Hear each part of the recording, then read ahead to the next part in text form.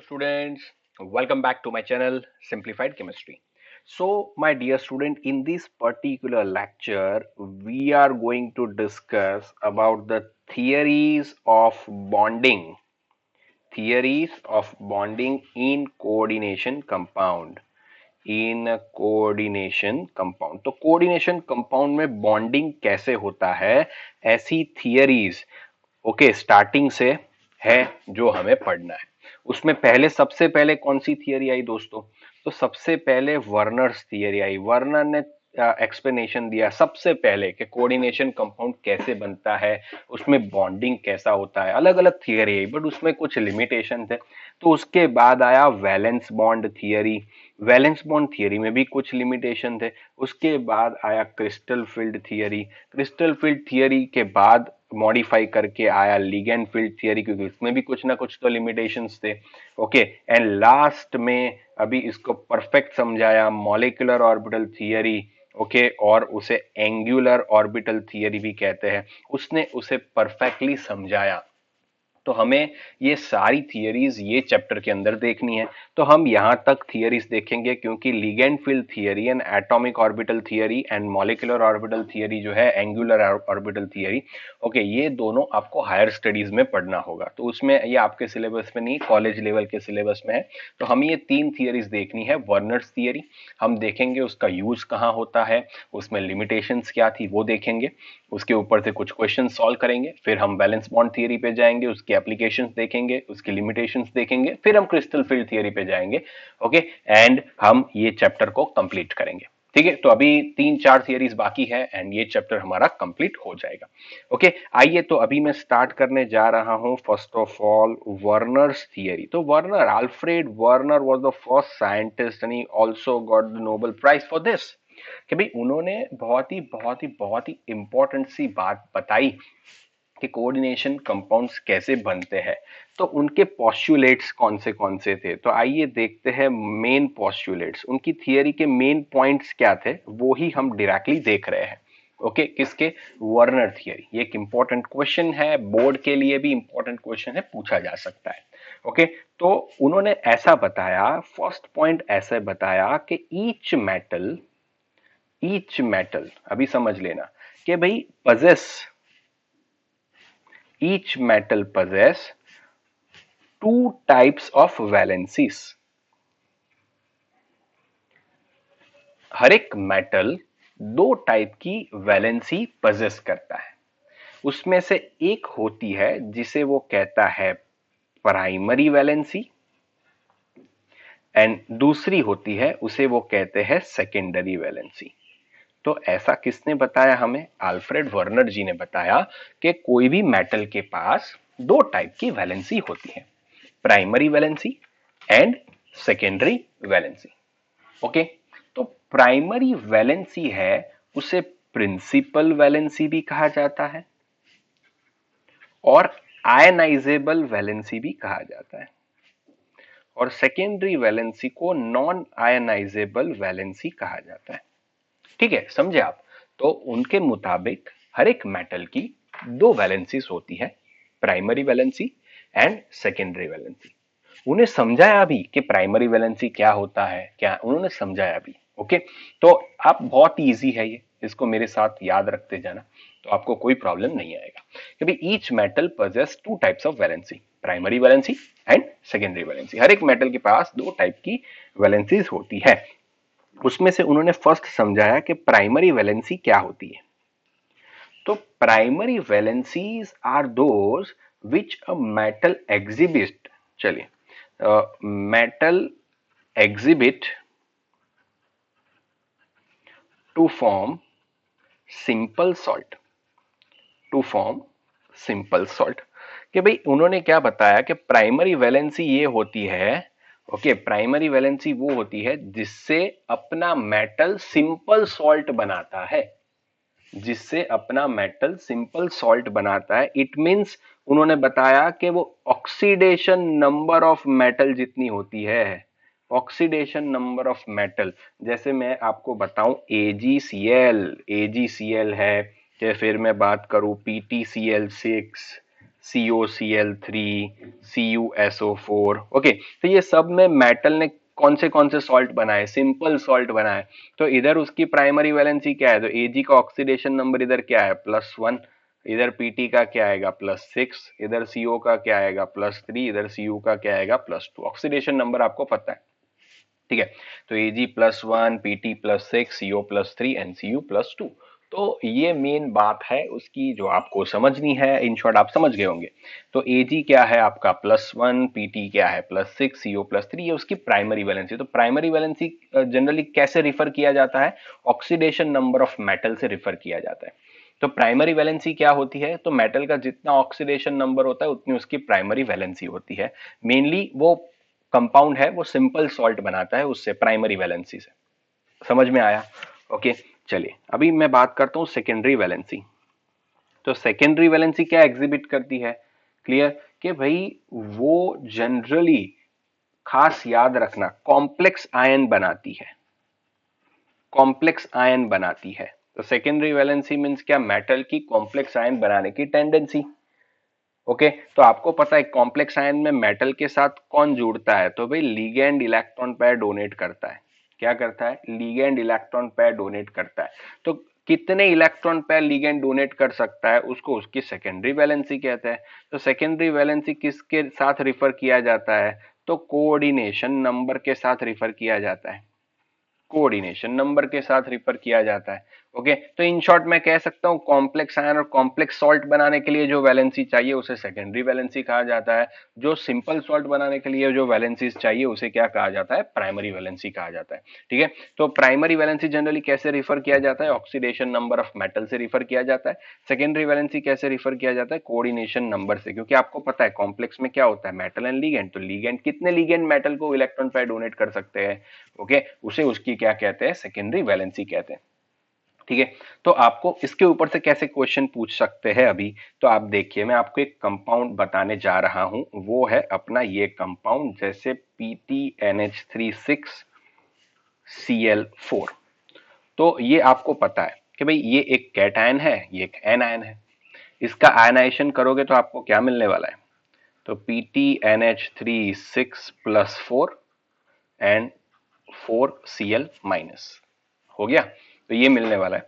Okay, समझ में आया? तो आपने देखा तो ये एक कॉम्प्लेक्स सॉल्ट है ये। तो अभी इसकी प्राइमरी वैलेंसी कैसे पता करोगे, इसकी प्राइमरी वैलेंसी कैसे पता करोगे, तो प्राइमरी वैलेंसी मींस आपको देखना है सिंपल सॉल्ट। तो पीटी, और ये एक सिंपल सॉल्ट है, तो पीटी के साथ कितने Cl4 अटैच, आप देखिए 4। इट मींस पीटी का ऑक्सीडेशन नंबर क्या है इधर, वो आपको देखना है।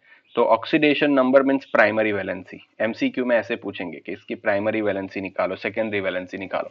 तो आपको primary valency means oxidation number and secondary valency means coordination number निकालना है, बस। एमसीक्यू में ऐसा आता है। तो आप कैसे निकालोगे, देखिए, तो Pt + 6NH3 + 4Cl is equal to 0।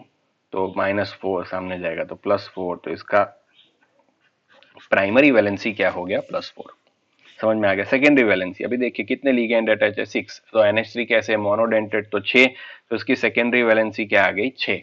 And oxidation number क्या आ गया, 4। तो इसकी प्राइमरी वैलेंसी 4 हो गई, सेकेंडरी वैलेंसी 6 हो गई। समझ में आ रहा है? Is it clear? चलिए मैं आपको एक दूसरा क्वेश्चन देता हूं, K4FeCN6 की। ऐसे क्वेश्चन आएंगे, उसकी प्राइमरी वैलेंसी और सेकेंडरी वैलेंसी पता करिए। तो प्राइमरी वैलेंसी मींस मेटल का ऑक्सीडेशन नंबर, तो इधर Fe का ऑक्सीडेशन नंबर क्या, -6 +4 -2 सामने जाएगा तो +2। तो Fe primary valency +2, secondary valency क्या आएगा, 6 लिगेंड है तो 6 आएगा। सिंपल सी बात है। ओके, आइए एक दूसरा एग्जांपल ले लेते हैं तो और ज्यादा आपको क्लैरिटी मिलेगी। जैसे CONH3 6Cl2, उसकी प्राइमरी वैलेंसी क्या होगी, CO का ऑक्सीडेशन नंबर क्या है, NH3 0, -2 सामने जाएगा तो +2, तो primary valency +2। Secondary valency coordination number होता है, तो 6 लिगेंड है तो 6 इसका कोऑर्डिनेशन नंबर है। ओके, समझ में आ गया? तो ये उन्होंने बताया कि भी हर एक मेटल के पास दो वैलेंसी होती है, primary valency, secondary valency. Primary valency simple salt बनाने में, सेकेंडरी वैलेंसी कॉम्प्लेक्स सॉल्ट बनाने में। ठीक है, तो अभी अभी अभी अभी अभी उन्होंने क्या बताया कि भी प्राइमरी वैलेंसी होता है वो मेटल का ऑक्सीडेशन नंबर होता है, समझिएगा हाँ अभी ध्यान से। ओके एंड जो सेकेंडरी वैलेंसी होता है वो मेटल का कोऑर्डिनेशन नंबर होता है। ओके इट मींस मेटल के साथ कितने लिगेंड कोऑर्डिनेट कोवेलेंट बॉन्ड बनाते हैं उसको उसका कोऑर्डिनेशन नंबर कहते हैं। तो ऑक्सीडेशन नंबर तो हमेशा मेटल का प्लस में ही होगा। तो प्राइमरी वैलेंसी कैसे सेटिस्फाई होती है देखिए, तो primary valency will satisfy by anions, उसके साथ कितने नेगेटिव आयन अटैच हो सकते हैं उसके हिसाब से उसकी प्राइमरी वैलेंसी सेटिस्फाई होती है। ओके जैसे मान लो कोई मेरे पीटी है, पीटी के ऊपर +2 चार्ज है तो उसको कितना सीएल चाहिए, तो उसको 2 सीएल चाहिए। समझ रहे हो, अगर कोई पीटी के ऊपर +4 है तो कितने सीएल चाहिए, 4 सीएल चाहिए। इट मीन सीएल माइनस होता है 4 तभी ये जाके न्यूट्रल होगा। तो प्राइमरी वैलेंसी को सेटिस्फाई करने के लिए एन आयंस की जरूरत होती है एंड ये जो होते हैं वो आयनिक बॉन्ड फॉर्म करते हैं, आयनिक बॉन्ड फॉर्म करते हैं एंड आयनिक बॉन्ड फॉर्म करते हैं इसलिए वो नॉन डायरेक्शनल है, उनकी कोई डायरेक्शन होती नहीं है। तो नॉन डायरेक्शनल इट मींस उनका कोई पर्टिकुलर शेप वगैरह होता नहीं है। ओके इट मींस मैंने दिखाया था ना आपको कोऑर्डिनेशन स्फीयर एंड उसके बाहर क्या दिया था, काउंटर आयन। तो काउंटर आयन और मेटल के बीच में जो बॉन्ड होता है वो आयनिक बॉन्ड होता है, वो नॉन डायरेक्शनल होता है। तो वो प्राइमरी वैलेंसी से सेटिस्फाई होता है। ठीक है ओके तो ये समझ में आ गया आपको। अभी बात करते हैं दोस्तों सेकेंडरी वैलेंसी। तो सेकेंडरी वैलेंसी क्या है कि भाई मेटल को लिगेंड डोनेट करता है। तो अभी secondary valency can satisfy by neutral atom also, फिर एन आयन ऑल्सो, फिर समटाइम्स कैट आयन ऑल्सो। क्योंकि आपको पता है लिगेंड तीनों टाइप के होते हैं, न्यूट्रल भी होते हैं, एन आयन भी होते हैं, कैट आयन भी होते हैं। ये तीनों सेटिस्फाई करते हैं मेटल को, तीनों लिगेंड डोनेट करते हैं एंड तब उसकी सेकेंडरी वैलेंसी सेटिस्फाई होती है। तो ये तीनों एंड ये एक कौन सा बॉन्ड बनाते हैं, तो डेटिव बॉन्ड बनाते हैं। तो डेटिव बॉन्ड क्या होता है, कोऑर्डिनेटेड कोवेलेंट बॉन्ड होता है। तो वो भाई कोऑर्डिनेटेड कोवेलेंट बॉन्ड है तो इट मींस वो क्या है, डायरेक्शनल है। वो क्या है, डायरेक्शनल। इसीलिए वो सेकेंडरी वैलेंसी से जितने लिगेंड अटैच है वो एक डिफरेंट डिफरेंट टाइप के शेप्स बनाते हैं, डिफरेंट डिफरेंट टाइप्स के शेप्स बनाते हैं। ठीक है जनरली देखा गया है कि अगर कोऑर्डिनेशन नंबर 4 हो तो बच्चों आपको पता है ना टेट्राहेड्रल एंड स्क्वायर प्लेनर दिखाता है एंड अगर कोऑर्डिनेशन नंबर 6 हो तो वो ऑक्टाहेड्रल शेप दिखाता है। तो ये शेप आया कहां से, ये आया कहां से, सेकेंडरी वैलेंसी से आया। सेकेंडरी वैलेंसी को सेटिस्फाई करने के लिए लिगेंड चाहिए, तो लिगेंड में भी neutral anion cation. तो मैं ऐसे कह सकता हूं secondary valency can be satisfied by neutral anion और कैट आयन। डेटिव बॉन्ड बनाते हो डायरेक्शन होता है इसलिए उनका पर्टिकुलर क्या होता है, शेप होता है। समझ में आया बच्चों, क्लियर। ओके उन्होंने इतनी बातें बताई थी, उन्होंने इतनी बातें बताई थी और उन्होंने ऐसा भी बताया था कि कॉम्प्लेक्स आयन को स्क्वायर ब्रैकेट में लिखा जाता है एंड बाहर काउंटर आयन्स लिखे जाते हैं, जो हमने ऑलरेडी आगे पढ़ लिया है। ठीक है हमने ऑलरेडी आगे पढ़ लिया है। ओके तो इन शॉर्ट उनका कहने का मतलब क्या था वर्नर जी का, कि भाई कोई भी मेटल के पास कोऑर्डिनेशन कंपाउंड कैसे बनता है, तो क्या मेटल के पास दो वैलेंसीज होती है, primary valency, secondary valency. Primary valency क्या होता है कि मेटल का ऑक्सीडेशन नंबर, सेकेंडरी वैलेंसी क्या होता है, मेटल का कोऑर्डिनेशन नंबर। प्राइमरी वैलेंसी कैसे सेटिस्फाई होती है कि एन आयंस अटैच होंगे ब्रैकेट के बाहर, वो नॉन डायरेक्शनल होंगे, उनका कोई शेप होगा नहीं। अभी सेकेंडरी वैलेंसी कैसे सेटिस्फाई होंगे, लिगेंड्स के थ्रू सेटिस्फाई होगी, लिगेंड में B neutral, okay positive negative कुछ भी हो सकता है तो उससे सेटिस्फाई होती है। ऐसे कोऑर्डिनेशन कंपाउंड बट वो डायरेक्शनल होते हैं, उनके पर्टिकुलर शेप होते हैं, तो वो डायरेक्शनल होते हैं। इसके टू इंपॉर्टेंट पॉइंट क्या निकल के आए, टू इंपॉर्टेंट ऑब्जर्वेशंस क्या क्या निकल के आए ऑन द बेस ऑफ, मैं कह सकता हूं वर्नर। तो वर्नर ने कौन से इंपॉर्टेंट पॉइंट दिए, क्लियर। तो उन्होंने एक ऐसा पॉइंट दिया कि द कॉम्प्लेक्स, बहुत ही ध्यान से याद रखना, complex do not retain any properties of central metal और ligands। इट मीन्स अभी आपको पता तो चल गया जैसे PT NH3 6 एंड Cl4। एक बार ये तो ये कॉम्प्लेक्स है, स्क्वायर ब्रैकेट में कॉम्प्लेक्स को लिखा जाता है। तो ये कॉम्प्लेक्स के अंदर आप ये आपको पता है ना एक ओरिजिनल एक अगेन न्यू आइडेंटिटी डेवलप करेगा, या आइडेंटिटी को रिटेन नहीं करेगा। ओके तो इसमें PT+4 की आपको टेस्ट क्या मिलेगी, नेगेटिव मिलेगी। इसमें NH3 अमोनिया की टेस्ट क्या मिलेगी आपको, नेगेटिव मिलेगी, क्योंकि एक नया कैटायन डेवलप हो रहा है जो PTNH3 6+4 है। उन्होंने ये एक बात नोट की, यस आप Cl माइनस की टेस्ट करोगे तो टेस्ट पॉजिटिव मिली। ओके, Cl माइनस की टेस्ट क्या है दोस्तों, AgNO3 के साथ क्या मिलता है, व्हाइट प्रेसिपिटेट मिलता है। ओके, तो ये मिले, ओके, ये टेस्ट पॉजिटिव आई। इट मीन्स उन्होंने देखा कि जो बाहर है काउंटर आयंस है वो डिसोसिएट होते हैं, बट कॉम्प्लेक्स के अंदर जो भी मेटल है या लिगेंड है वो डिसोसिएट नहीं होते हैं, इसलिए उनका आप टेस्ट पॉजिटिव नहीं मिलेगा। ठीक है, इट मीन्स वो प्रॉपर्टीज क्या होती है, वो जनरली एक नई आइडेंटिटी प्रोड्यूस करते हैं। ये एक पॉइंट उन्होंने इधर नोट किया। क्लियर? ओके, एंड उन्होंने ये भी बताया कि ये जो कॉम्प्लेक्सिस होते हैं, कॉम्प्लेक्सिस में बी पॉजिटिव, में बी नेगेटिव, में बी न्यूट्रल, एंड उन्होंने इसको बताया मिक्स्ड कॉम्प्लेक्सिस। उन्होंने इसको क्या बताया, मिक्स्ड कॉम्प्लेक्सिस। तो ये दो पॉइंट इंपॉर्टेंट थे कि ये कॉम्प्लेक्स कैटाइन भी हो सकता है, एनायन, जैसे इधर मैं लिखूं K4FeCN6, तो ये कौन से फॉर्म में, एनायनिक है। एंड खाली मैं ऐसे लिखूं NiCO4, तो ये न्यूट्रल कॉम्प्लेक्स है, बराबर। तो भाई अलग अलग टाइप के कॉम्प्लेक्सेस बनते हैं, ऐसा उन्होंने बताया। तो ये उनके दो मेन पॉइंट थे थियरी के, ये दो पॉइंट उन्होंने बताए। अभी वो कहाँ पे फेल हो गए, तो उनका लिमिटेशन क्या है मेरे बच्चों, तो लिमिटेशन क्या है, क्लियर? तो पहले तो उसका एडवांटेज क्या कि भाई उन्होंने प्रॉपर्टीज समझाई कोऑर्डिनेशन कंपाउंड की। तो मैं इधर लिख रहा हूं कि उन्होंने प्रॉपर्टीज तो समझाई कोऑर्डिनेशन कंपाउंड की। क्लियर कि भाई दो वैलेंसी होती है, वो बाहर वाला आयनाइज होता है, अंदर वाला आयनाइज नहीं होगा, ये सब उन्होंने तो बताया, ये सही बताया।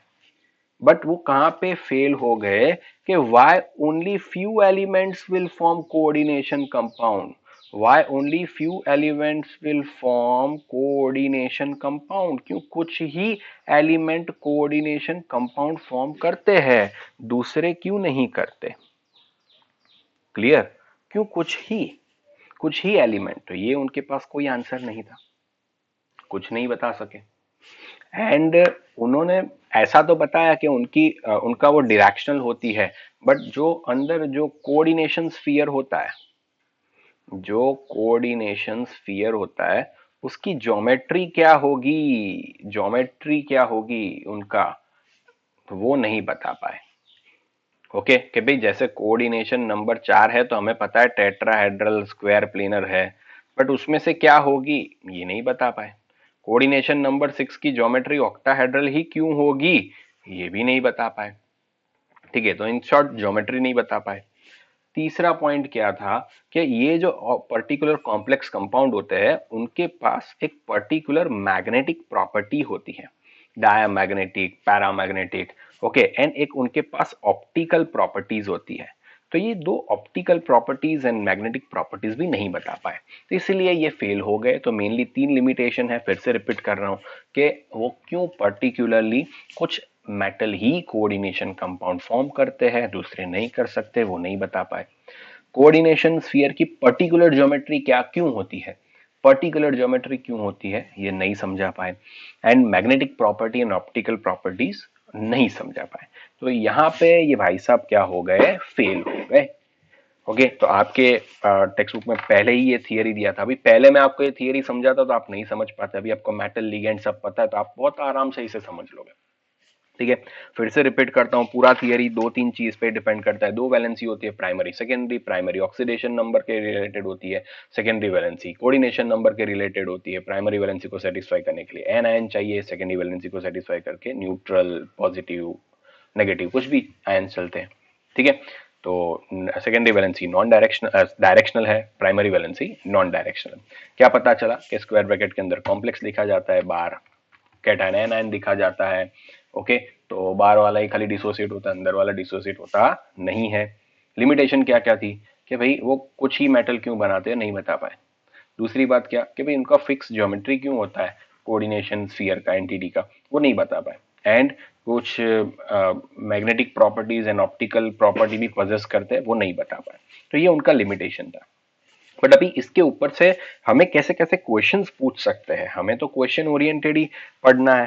तो आइए देखते हैं। तो मैं आपको एक क्वेश्चन बताता हूं, इसे समझिएगा। मैं आपको इसके लिए क्योंकि ऐसे क्वेश्चंस आएंगे, इसलिए आप बहुत ध्यान से समझिएगा मैं क्या बता रहा हूं। देखिए, अ coordination compound has the formula, एक कोऑर्डिनेशन कंपाउंड दिया है, उसका फॉर्मूला आपको दे दिया है COCl3 इंटू 4NH3। फिर बोला है कि इट डज नॉट लिबरेट, ये समझ लेना, it does not liberate ammonia but precipitated precipitates chloride ion as silver chloride, as silver chloride. Give the IUPAC name of complex and write its formula. बहुत ही important सा question. तो अभी इसमें क्या बताया है, तो उन्होंने पहले तो समझिए कि एक फॉर्मूला दिया है COCl3.4NH3, COCl3.4NH3 ऐसा फॉर्मूला उन्होंने हमें दे दिया है। ठीक है, अभी बात की मेन पॉइंट क्या है कि एज उन्होंने बताया कि NH3 लिबरेट नहीं होता, तो क्या लिबरेट नहीं होता, जो स्क्वायर ब्रैकेट के अंदर होता है वो लिबरेट नहीं होगा। यस और नो, क्लियर, ओके। तो कोऑर्डिनेशन स्फीयर में क्या होता है, तो कि भाई मेटल एंड लिगेंड अंदर होता है, तो मेटल तो मैं लगा दूं CO, तो CO अंदर होगा, बेसिक समझिए, CO अंदर होगा मेटल। NH3 लिबरेट नहीं होता है, NH3 लिबरेट नहीं होते, तो कितने NH3 है, 4 NH3 है, तो NH3 4 मैंने लगा दिया इधर, NH3 4 मैंने लगा दिया इधर। क्लियर, ओके, समझ में आ गया या नहीं।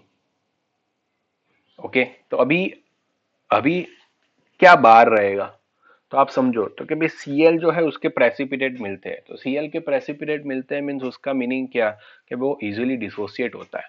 तो डिसोसिएट कौन होगा, जो बाहर होगा वही। तो अभी Cl को बाहर, अभी आप सोचिए कितने, अभी कितने Cl है, 3, तो तीनों 3 Cl बाहर रहेंगे।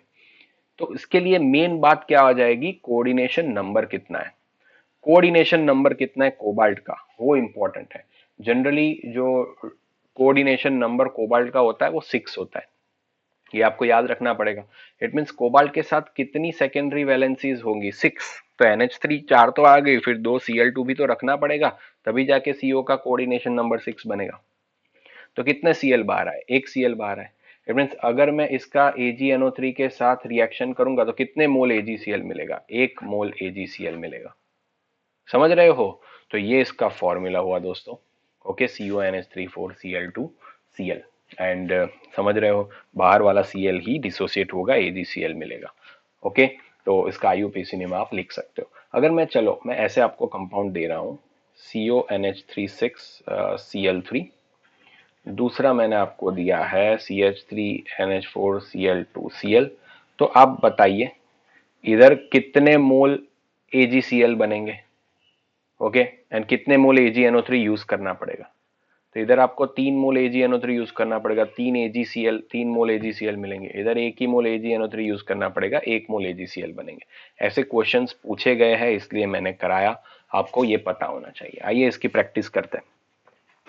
तो आपके पास एक दूसरा कॉम्प्लेक्स दिया गया है PtCl4 6H2O on reaction with, देखिए, ऑन रिएक्शन विथ AgNO3, उसका रिएक्शन करते हैं हम AgNO3 के साथ, तो forms 2 mole of AgCl। Okay, clear. तो व्हाट इज द कॉम्प्लेक्स, तो कॉम्प्लेक्स होगा क्या, होगा क्या, कॉम्प्लेक्स क्या होगा, तो 2 मोल का ही AgCl फॉर्म होता है। इट मींस आपको पता चल गया कि इसमें Cl2 ही बाहर रहेगा। क्लियर, क्योंकि 2 ही AgCl बन रहे हैं, इसके लिए Cl2 ही बाहर रहेगा। अभी अंदर क्या क्या रहेगा, Pt का कोऑर्डिनेशन नंबर 6, तो अंदर कितने Cl रहेंगे, 2 Cl रहेंगे। अभी 6H2O है, तो उसमें से कितने H2 अंदर आ सकते हैं, Pt का तो कोऑर्डिनेशन नंबर 6 ही है, तो 4 आ सकते हैं, तो PtH2O4 एंड इंटू 2H2O बाहर आएंगे, तो ये उसका फॉर्मूला बना। समझ रहे हो, क्लियर, ओके, तो ऐसे ऐसे क्वेश्चंस आपको पूछ लेंगे तो आपको ये सारी चीजें याद रखनी है दोस्तों। ठीक है, तो it was all about the Werner's theory and बहुत ही इजी क्वेश्चन होते हैं, थोड़ा बहुत आपको दिमाग लगा के इसे डेवलप करना होता है। ओके, तो थोड़ा उसे दिमाग लगा के आपको कंपलसरी डेवलप करना होगा। डन, समझ में आ गया। ओके, तो ये था दोस्तों वर्नर थियरी, उसकी एप्लीकेशन, लिमिटेशन, मैंने सब आपको समझा दिया। ओके, अभी नेक्स्ट लेक्चर के अंदर नेक्स्ट एक्सप्लेनेशन, ये जो नहीं समझा पाए, ये 3 पॉइंट ये जो नहीं समझा पाए, उसके लिए नई थियरी डेवलप हुई जिसे कहते हैं वैलेंस बॉन्ड थियरी। तो वैलेंस बॉन्ड थियरी के मेन पॉइंट्स क्या है, उससे क्या क्या इंफॉर्मेशन मिलती है, वो भी हम ये नेक्स्ट लेक्चर पे देखेंगे। Till then take care, bye bye, stay home, stay safe, take care, bye bye.